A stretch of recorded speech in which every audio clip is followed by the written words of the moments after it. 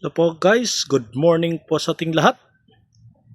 Ayan, nandito na naman po ang inyong Kuyang Alex para ibahagi po at ipakita po yung ating bagong grafted po na 21 jewel.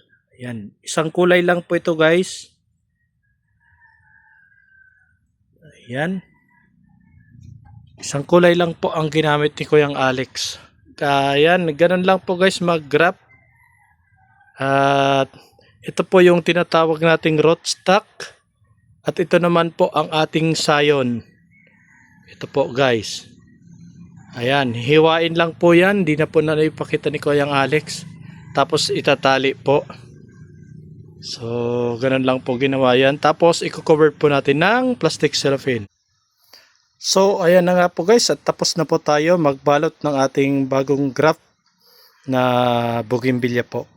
So, maghihintay na lang po tayo ng ilang linggo guys. At i-update ko po kayo sa ginawa po nating pag-grab po ng ating 21 jewels.